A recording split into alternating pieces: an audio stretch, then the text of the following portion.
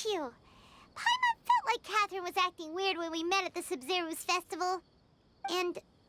Dunyarzad, did you save her? It's a really long story. We shouldn't disturb her.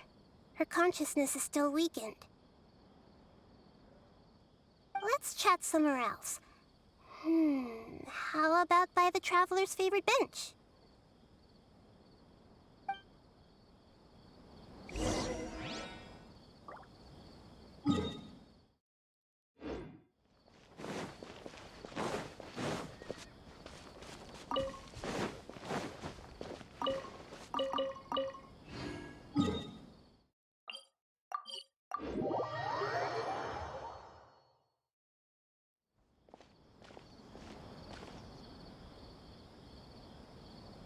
Let's talk about Dunyarzad first. It's such a relief that she's all right. After we parted on the last day of the Sub-Zero's festival, I left the city and saw what the Traveler had described. Among the countless dreams, I found one that was growing fainter and fainter. This proved my suspicion. Once Dunyarzad could no longer bear the Akasha harvesting her dreams, her consciousness began to dissipate. But this also meant it escaped the Akasha's control. Such a small fragment of consciousness can't last for very long, though. It will return to its original dream, where both will gradually fade until they completely disappear. I used all the power I had to keep her dying dream alive as long as possible, but it still wouldn't have lasted for much longer if it hadn't been for you two breaking the samsara. So it looks like we did manage to save Dunyarzad in the end. And not a moment too soon. Huh? Why are you two smiling so happily? I thought you'd be so moved that you'd start crying. I need to spend more time observing human emotions. Both are fine. Everyone reacts differently. All right. You two must have a lot of other questions for me, right? After all, you saved my faithful believer. As your reward, I will answer any and all questions.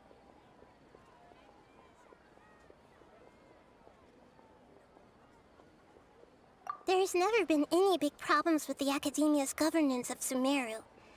This is the first time I've seen them step out of line.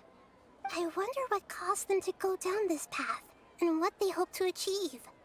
Even though the city's residents haven't noticed anything strange, if the Traveler hadn't broken the Sub-Zero's samsara, the situation could have become dire.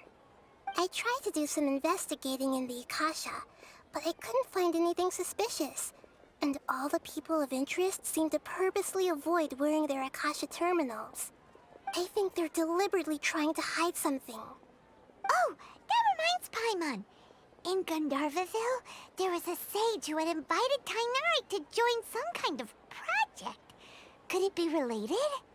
Regardless, I need to first investigate the sage's motives, make things right, and punish them if needed. But I'll have to be discreet, or they'll see me coming. You mean how the Akasha stops you from having dreams? Yeah, it's been such a long time. No one's noticed something's up? It's not that no one noticed. It's more like no one cared. Ultimately, it's all rooted in the sage's misdirection. Misdirection? The sage has convinced everyone to believe that being unable to dream is a sign of rationality and wisdom. Not dreaming is a badge of honor in Sumeru. Even if the truth is that their dreams are being reaped by the Akasha. With their propaganda in place, the sages can maximize their use of the Akasha to facilitate their research.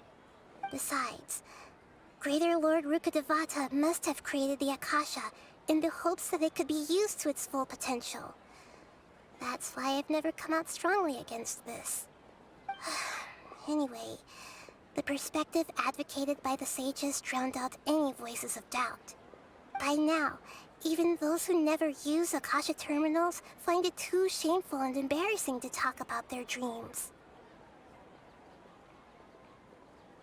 Got it.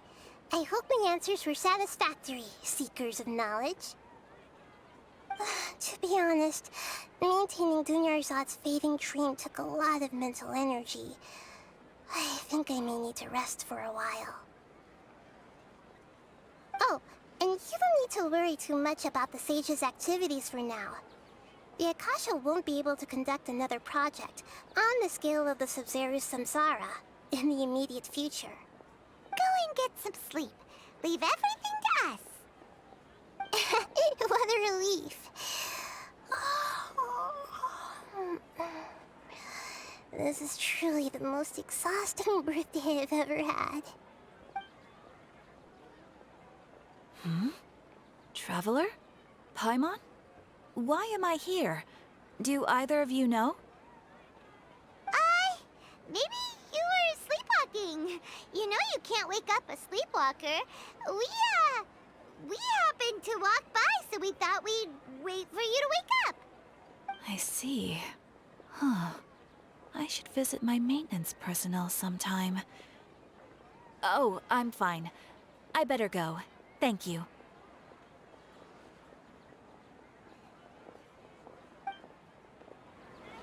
We spent quite some time in Sumeru City, but ever since we last said goodbye to Lesser Lord Kusanali, we haven't heard anything from her. Oh, we can't just keep waiting around like this. Let's go find Catherine and...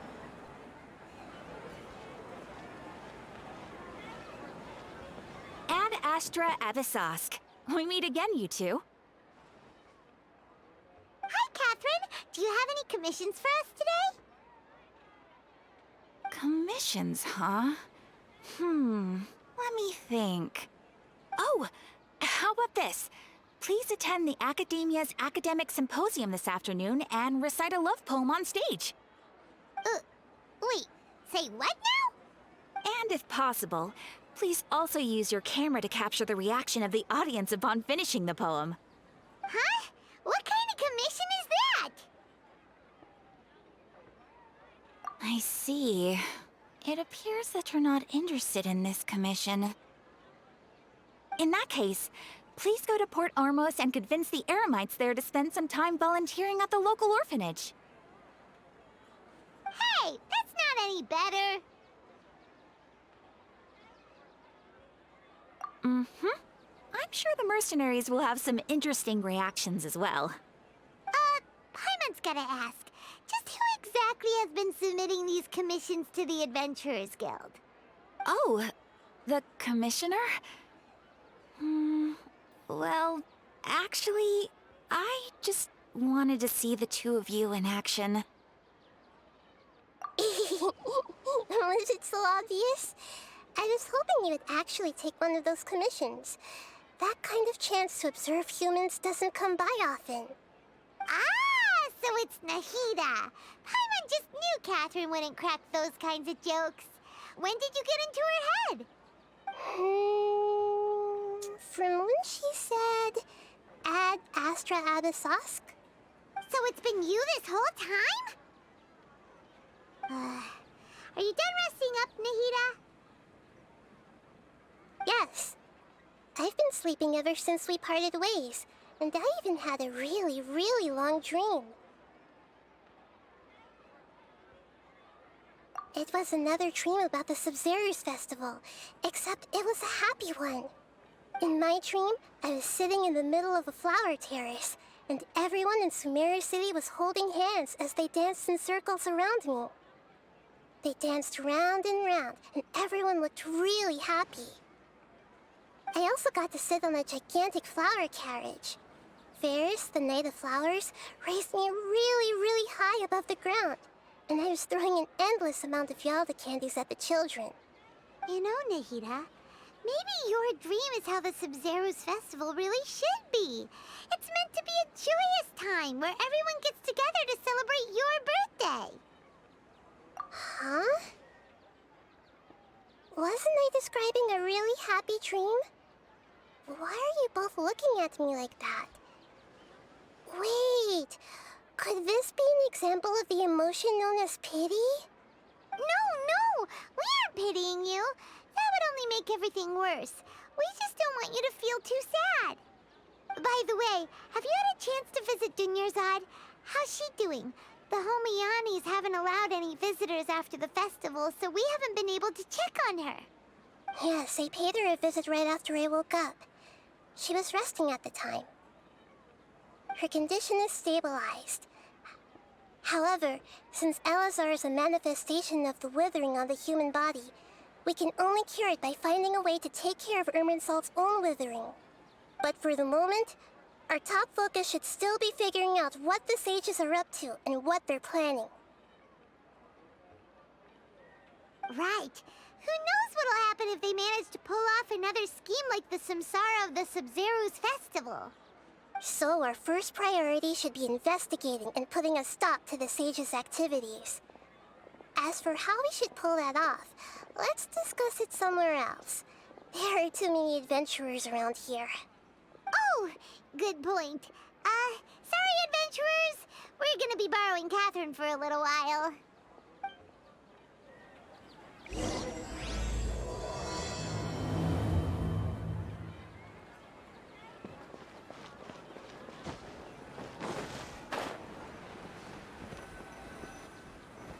Let's continue our chat here. Okay, so do you have any ideas on how we can investigate the sages, Nahida? Actually, I've already done a little bit of work on that. But for now, I want to hear your thoughts.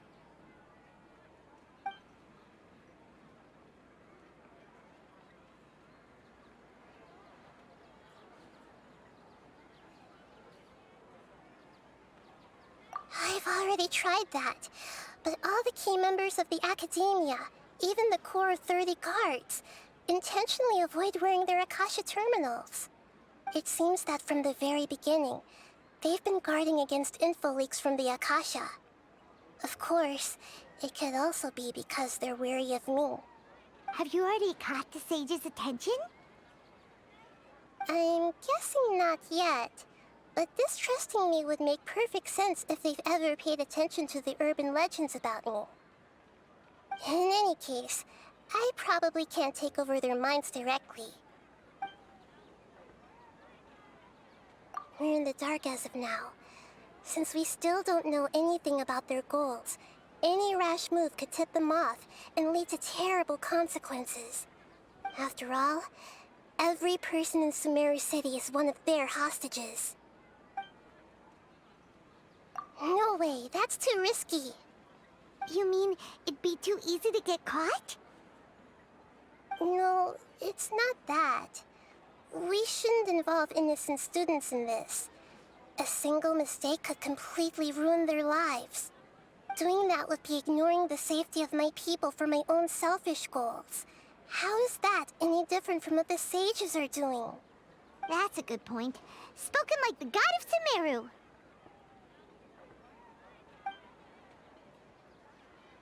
Are we really out of ideas? Nahida, you're super smart, so you already have something in mind, right? Don't keep us in suspense. Spill the beans already. According to a popular theory from the Vahumana Darshan of the Academia, rejecting impractical motions at the beginning of a planning session will give more weight to the actual proposal. Okay, but aren't you the god of wisdom? You don't have to use that kind of gimmick to make us take your ideas seriously. Well, I've been thinking that if I can't directly possess the leaders, and if I can't get ordinary people involved, then I should find someone who's already involved, but hasn't decided to side with the sages. You're saying we should recruit a spy? That does sound like it could work.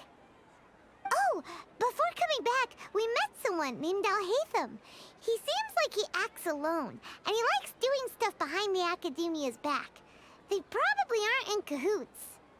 Actually, I already have someone in mind. Do you still remember that female scholar named Sataria? Sataria. Paimon remembers now. Isn't she the one who's always trailing behind the Grand Sage of the Academia? We ran into her basically every time the Sub-Zero's festival repeated itself. You could even say we're old enemies by now. Paimon still remembers the smug and mean way she always spoke to Nilu. Mm-hmm. I've always liked observing all kinds of people, and Setaria has always stood out from the crowd. She was born in the desert and was hailed as their greatest genius. Her academic gifts allowed her special admission into the academia, and also gave her the opportunity to serve as the sage's assistant. Oh, Paimon didn't know she was from the desert. She must be pretty special then. Paimon feels like most of the desert dwellers around the city are working as mercenaries. The name Setaria means star. When she lived in the desert, she shone like the brightest star in the night sky. Later on, she was chosen by the sun. The star was given a place in the daytime sky to complement the sun's dazzling light.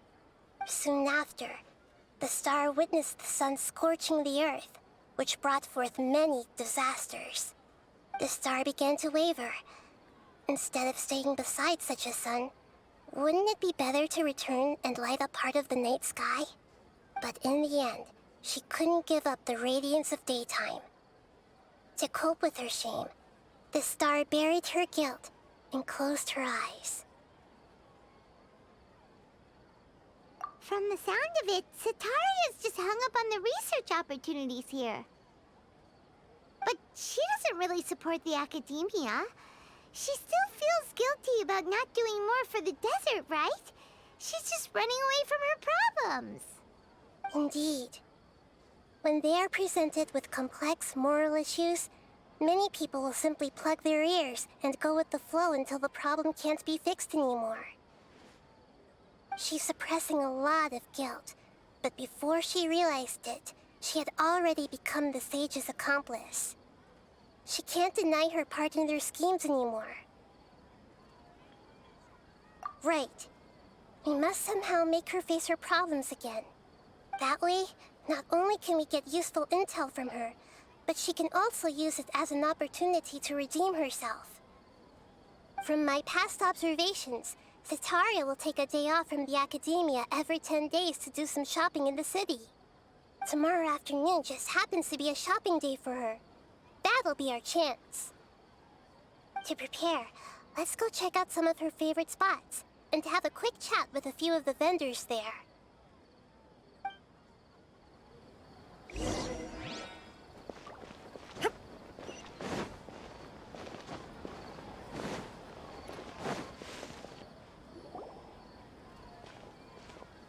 This should be Setaria's favorite fortune-telling spot. So should we ask the fortune teller about Setaria? No, I already have enough information on Setaria. The most important thing now is for you to pay attention to the vendor's talking style and key characteristics. Talking style and key characteristics? My poor lost lambs, have you become troubled over your fates? The divine voice of wisdom often echoes between mine ears. If thou be blessed today by the gods, I may be able to show you the way. Huh? Really? Nahida, you've been whispering things to her? Shh. My friend here has some doubts regarding his future. Can we get a fortune reading for him?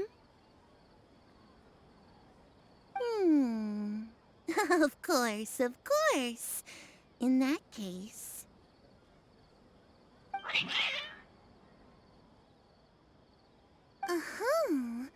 It would seem that Harut and Marut are quite wary of you. Perhaps, at some time in the past, you have somehow offended the gods. Only mocking the god of Animo, questioning the lord of Geo's financial savviness, and brawling with the god of Electro. Do those count? Oh, nothing. Go on, pick an aspect for her to divine.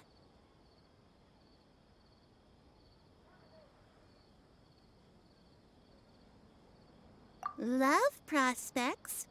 No problem at all.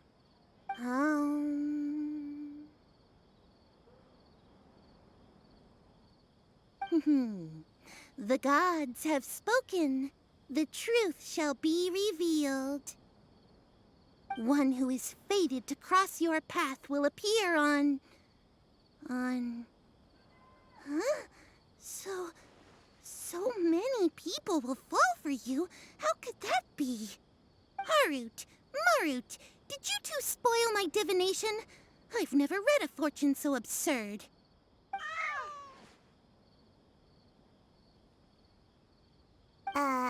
Actually, Paimon thinks this is probably the most accurate fortune-telling you've ever done.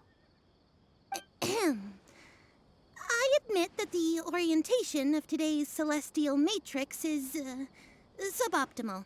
As such, there will be no charge. Is that so? Well, that can't be helped. If you were to bring some food offerings for Harut and Marut on your next visit, perhaps they could help you reverse the wheels of fate.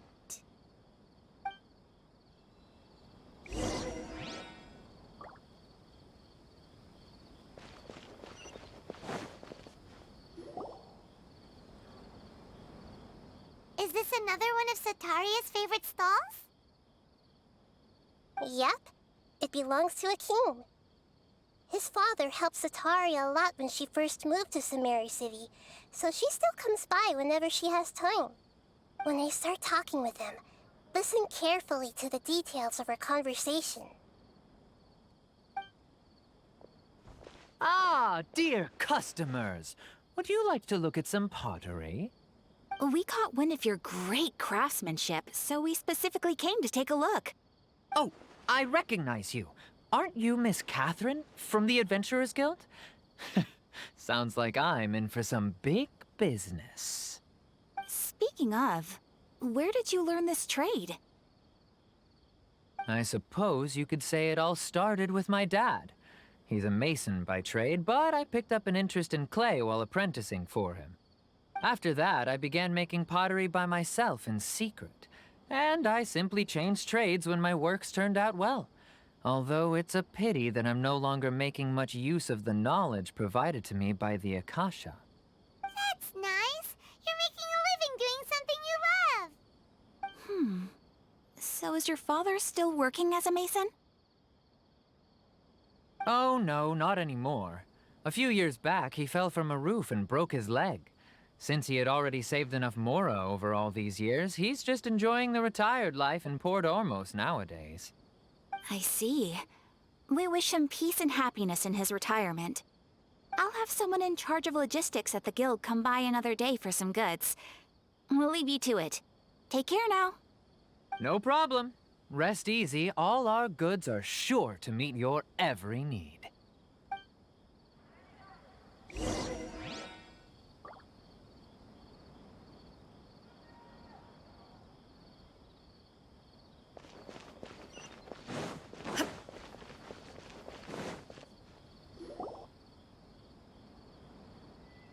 This should be our final stop.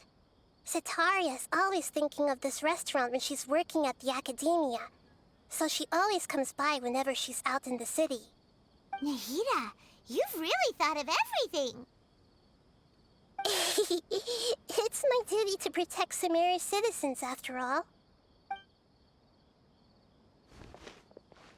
Hi there. I feel like I've seen you down by the docks before. Huh? Sorry, I don't quite remember. If I recall, you were having a discussion with someone about shipbuilding at the time. Ah, that's right! I've always been really interested in feats of marine engineering. After all, I grew up in Liyue Harbor and spent my entire childhood staring at the ships going in and out of the port. I came to Sumeru to study, but failed to make it into the academia due to my lack of talent. But I'm still discussing all kinds of problems with different scholars, and I'm continuing to study and perform research from the restaurant's basement. I'm sure I'll get into the academia after their next round of exams. What an admirable spirit for learning. Amazing! Sure, but you'll find hardworking people wherever you go. So this restaurant has a basement as well? Huh. First I've heard of it. That's right. It's not usually open to patrons. Most of the time, employees use it for breaks or to hold private events. I see. Guess that makes sense. Well, good luck with your studies, Miss Chishan.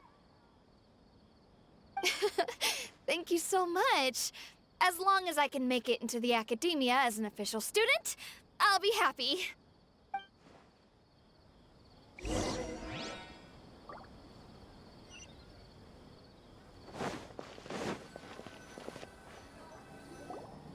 So, was that everybody? Mm-hmm. 3 familiar faces should be enough for Sataria. What's the point of all the information we've collected? Nahida, you still haven't told us how you're planning to make Sataria face her problems. Sataria is already used to avoiding her problems, so we must find a way to break through her usual sensibilities. I remember you mentioned that the Eremites in Port Ormuz are all making a fuss about the upcoming resurrection of King Deshret. Although it's all just a boatload of nonsense, the fate of her homeland may turn out to be Sataria's soft spot. Oh, Paimon gets it now. You want to take advantage of the guilt Sataria feels about her homeland. Although she knows she should return home to help the people of the desert, all she's done is conspire with the sages. So how do we set that up? Well, King Deshret is long gone, and Sataria is also too smart to fall for any simple tricks. If we simply engaged her under the guise of King Deshret's believers, she would definitely be wary of us, and we may not get anywhere. But if we were to borrow some of her close acquaintances to talk with her, her reaction would probably be very different. So you mean you're going to possess those people we just talked to? Yep. Possess them through the Akasha. Imply they've already converted to the faith of King Deshret, and then convey our made-up will of King Deshret. As long as everything goes smoothly, we'll get through to Sataria for sure. She'll never guess that we had anything to do with it. So that's how you're going to use all the info we collected on these people. It's so that you won't slip up and break form. Possessing them will only work if you can manage to pass off as them. Exactly. So, best of luck with impersonating them. Huh? Best of luck? But we don't know how to possess anyone. That's no problem at all. I'll just share all their senses with you once I've possessed them. As long as you're also wearing an Akasha terminal, the effect will basically be as if you've possessed them yourself. Huh. That is pretty convenient. But why does he have to do this? Can't you do it yourself? Although I've been observing humans for a while, I've never been good at imitating them. You're not wrong. It's always been painfully obvious whenever you try to pass as Catherine.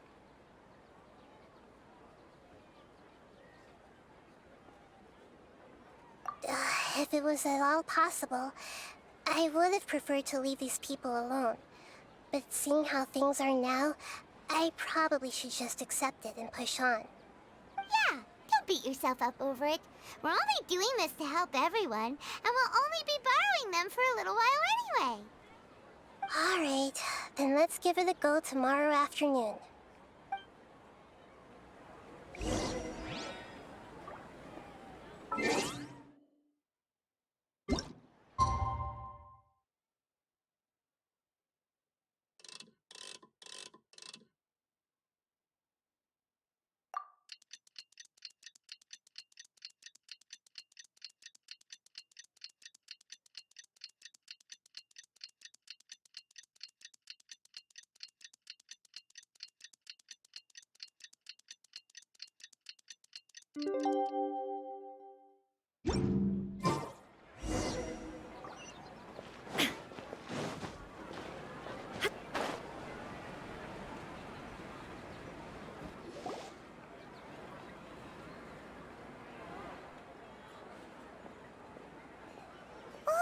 Here she comes. Satari's here. Let's quietly follow her. Once she starts talking to her acquaintances, We'll find a safe spot to begin possessing them. As for how we'll sway her to our side, I'll leave that to you. I trust you'll know what to say. Paimon's starting to feel kind of nervous. Okay, let's go.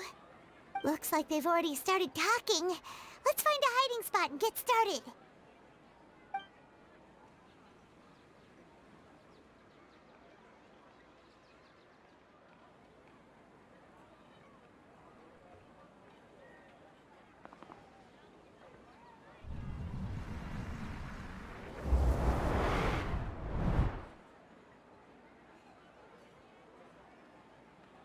That's right. You really can't force anything when it comes to love.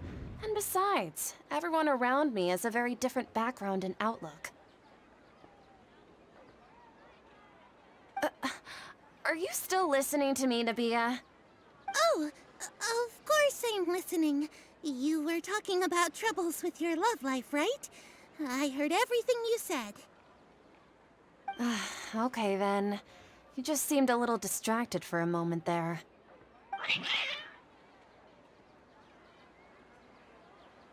Strange. Your cats seem pretty worked up. Is something wrong? I always thought they were quiet, happy kitties. Oh, what are their names again? Ah, that's right. They are just little darlings, aren't they? Harut and Marut. So, which fortune do you want me to read for you today? You must have come for another echo of the divine voice of wisdom. I'd like to get another reading on my love prospects, but to be perfectly honest with you, I feel like I've been a real mess recently. A mess? Well, could you do a reading on how long it'll take me to finish my current project at work? I really just want to get it over with. I hear you. No problem at all. The gods will reveal the truth.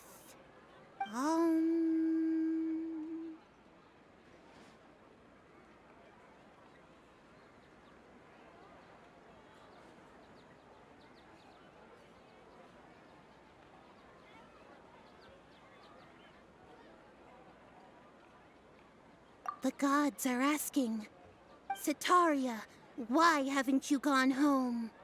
Why haven't I gone home? Do the gods really know everything I've been thinking about? Sitaria, why don't you just go home? It's a demand now instead of a question. The gods seem to be truly upset. I'm sorry. I know I failed the gods. Please pass on my most sincere apologies and ask for their divine forgiveness. And if I may ask, Nabia, is there a specific god who's speaking to you right now?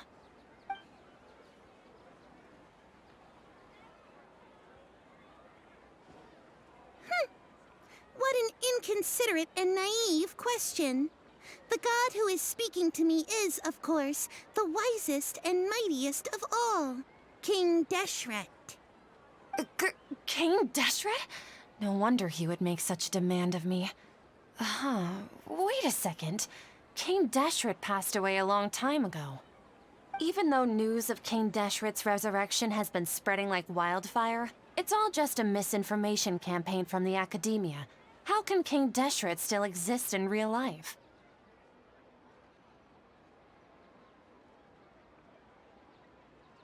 What insolence!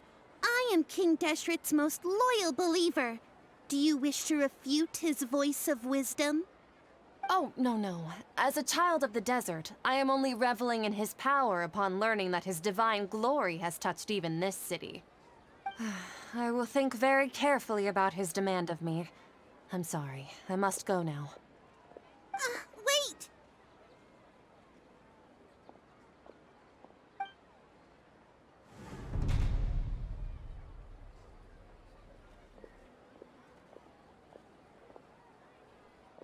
Whoa! She just ran off in a hurry. She looked pretty upset, too. Well done. Sitaria didn't seem to suspect anything amiss. To have something she's been trying desperately to avoid show up out of nowhere and berate her, that must have shaken her to the core. Aw, Nahida, it seems like you understand human emotions really well after all. All I know are some abstract Harvard-taught theories. And in any case, my time with you has shown a lot of them to be utterly useless. I'm still trying to make sense of everything. Anyway, enough of that. Let's hurry and catch up to Sataria. He's at Akeem's now, right on cue. Let's get ready to possess him right away!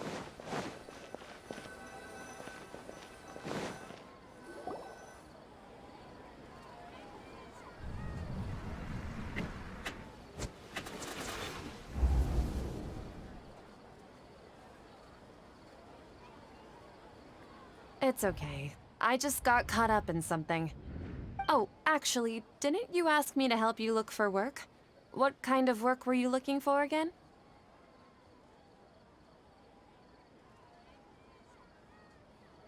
Gardening?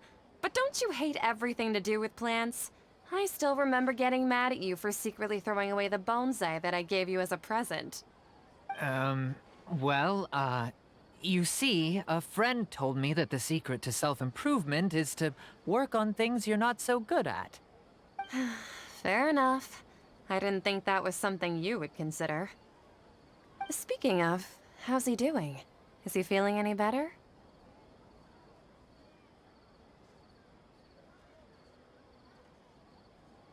Oh, that's good to hear. I've been thinking a lot about him. If I could get some more time off, I'd love to pay him a visit. Actually, while we're talking about him, is he still living in Port Ormos? Yeah, he's been retired there for a while. If you could find the time, please write him a letter. Let him know that recently, faith in King Deshret has taken root in Port Ormos and has begun to spread across Sumeru. He has a quick temper and has always been a devout follower of the Dendro Archon. I don't want him to get into a fight with those King Deshret believers because of a difference in beliefs. Oh? So, who are you siding with in all of this? The Academia or King Deshret? I'm so jealous of you. You were born a child of the desert, yet you chose to betray King Deshret, and now you spend all your time with those crooks from the Academia. Akeem, you don't mean... you've also become a believer of King Deshret? What's so strange about becoming a believer of the wise King Deshret? In fact, aren't you the strange one? The one who still can't pick a side? Can't pick a side? Me? Whoa! Paimon had no idea you'd be so good at this! You really zeroed in on the issue and put it right in front of her. It might feel a bit overwhelming for Sataria. But once everything is over, I'll be sure to pay her a visit to her mind and explain everything. Anyway, let's keep going.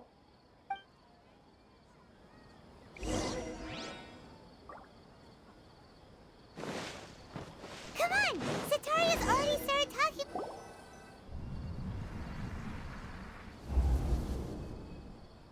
So, Shishan, have you noticed anything weird in the city lately? Like, as if someone was trying to preach to you about something?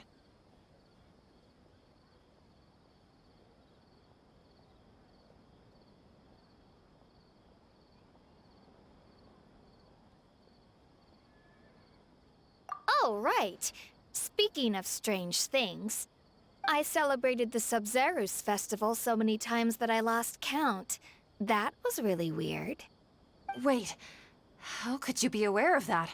That should be impossible. Nothing in the report indicated anything like that. Are you still failing to realize that the Academia's lowly tricks could never deceive all of Sumeru's citizens?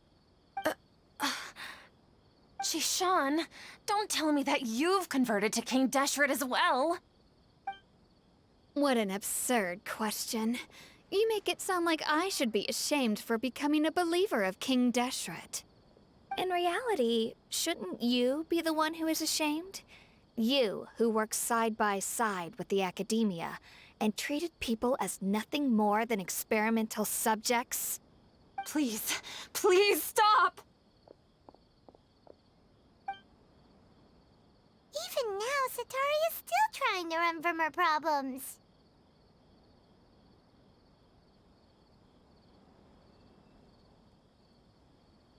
She can no longer justify everything to herself. Hey, she's trying to talk to the guards! What should we do? This is the most important part of all. Quick, get ready. Mercenary, you're a member of the Corps of 30, correct? Please help me pass a message to the Matra right away. The situation in the city is getting out of control. Please, try to remain calm, miss. Tell me what's happening in the city. Heretics are infiltrating the city, and they've already converted many residents to their side. Heretics? What kind of heresy are you talking about? King Deshret! Many people I know have suddenly started believing in him, but he's long dead. It's impossible. Miss Sataria, nothing is impossible. You know my name? King Deshret is immortal, and all who defy him will one day pay the price. You must face the truth, Sataria. You tread a treacherous path, and the longer you ignore it, the tighter the Academia's grasp on you will become, and the deeper you will be ensnared. Child of King Deshret, never forget that the desert that belongs to you lies elsewhere. What's so strange about becoming a believer of the wise King Deshret? In fact, aren't you the strange one? The one who still can't pick a side? What an absurd question. You make it sound like I should be ashamed for becoming a believer of King Deshret. Sataria, why haven't you gone home?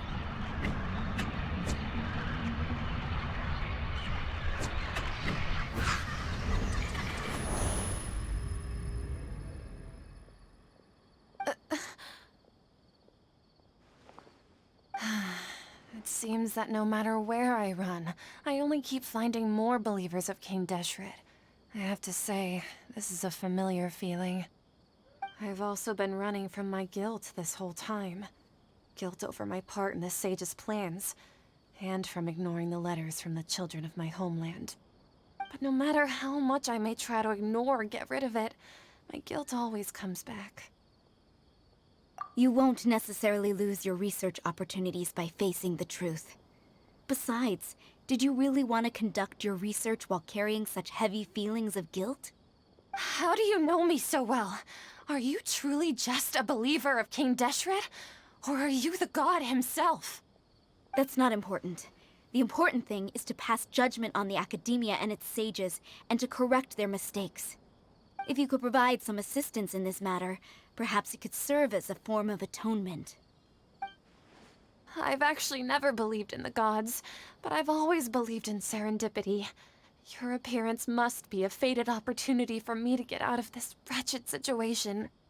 Please tell me, what can I do for you? How much do you know about the Sage's current activities? I was just one of the designers for the massed dream harvest scheme, which is what happened around the Sub-Zero's festival. But I know very little about the full scope of the overall project. I'd assume that only staff with the highest clearance would have access to those confidential documents. I've just been working to meet the Grand Sage's specified requirements. However, there's something that's been really bothering me. I heard that a scholar who was previously expelled has returned to the city, and even the sages are still quite wary of him. To fight against the Academia, we will need to figure out the nature and the purpose of their work. Is there a way for us to get access to the confidential documents you mentioned? It should be possible if we're willing to take some risks. After all, I'm an assistant to the Grand Sage, and I've been working on many tasks outside of the project.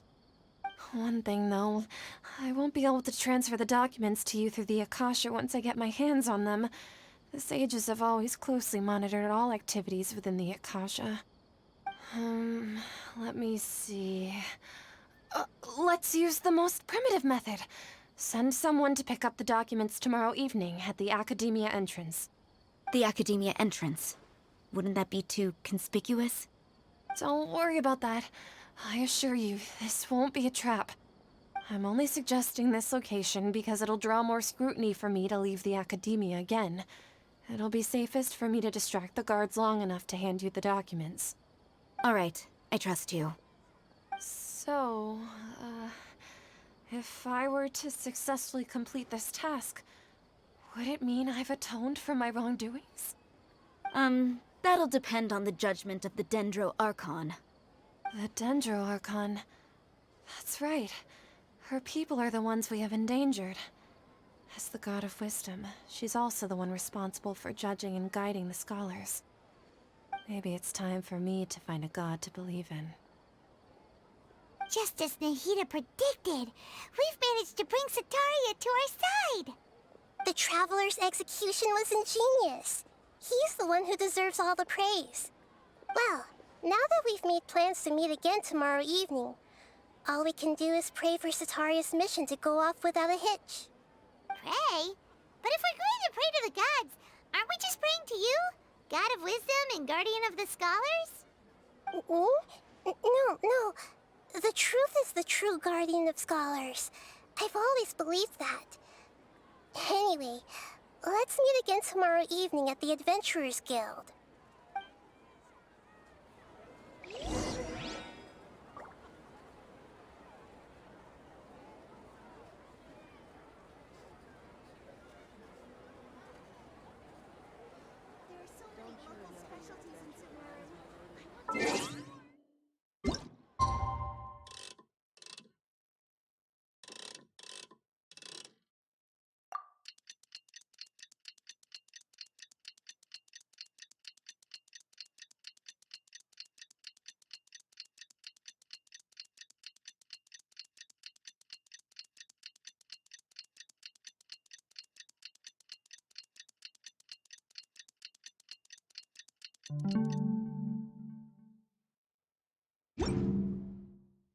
All the world holds dear is but a backdrop of constant motion.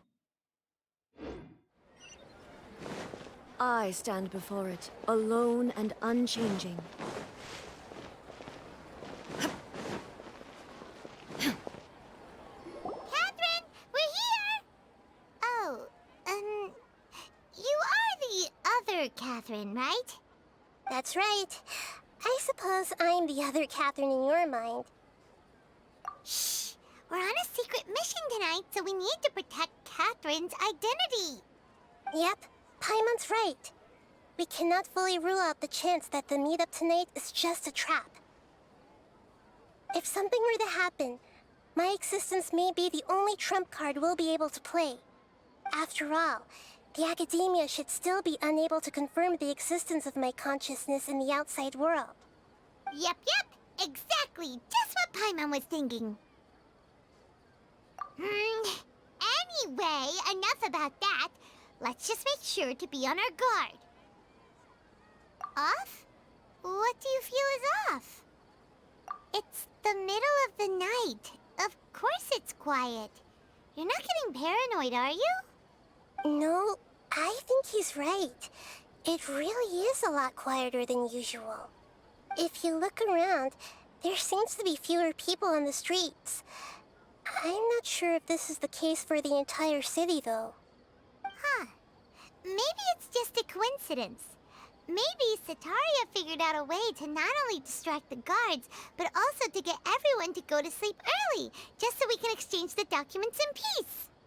I also can't quite figure out why things feel a little off. But now that we're here, let's go ahead and meet her as we planned. Well, regardless, as long as you're here with us, Paimon feels a little safer.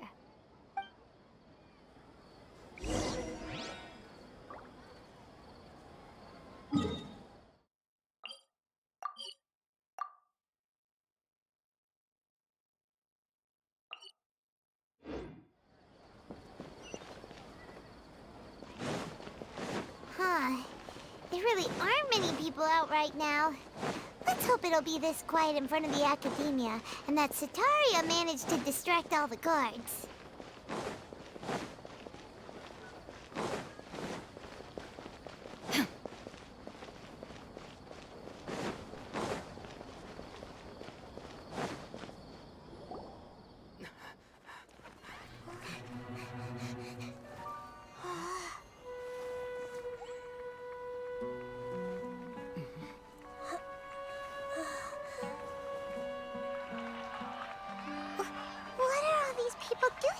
this hour of the night. Ah, the triumphant hero returns at last. And to a rather spectacular welcome, even if I do say so myself. You're the outcast, expelled from the academia. Indeed I am. Although these days they tend to call me the Doctor.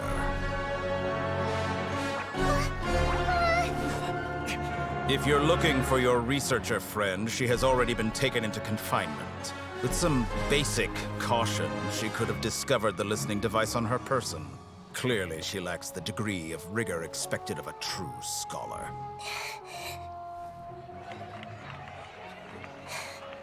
The people of Sumeru City. What have you done to them? I simply made some minor adjustments to their Akasha terminals. Now they can deposit information directly into the subconscious. As you can see, all these lovely people now believe this traveler is a hero who has just saved the world. My experiment is a success. And now it seems they can no longer hold back their sheer adoration. No, what should we do? These are all just regular people. Leave now. You need to get out of here. But that guy's a Fatui Harbinger. We can't just leave you here. Nor can I abandon the people of Sumeru.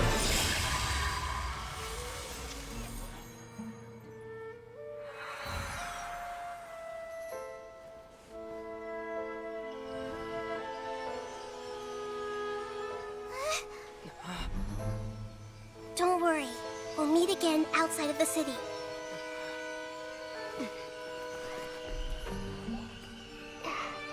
I see. You appear to have overridden their mental faculties with your own consciousness. To possess such a powerful mind, you must be the god of wisdom.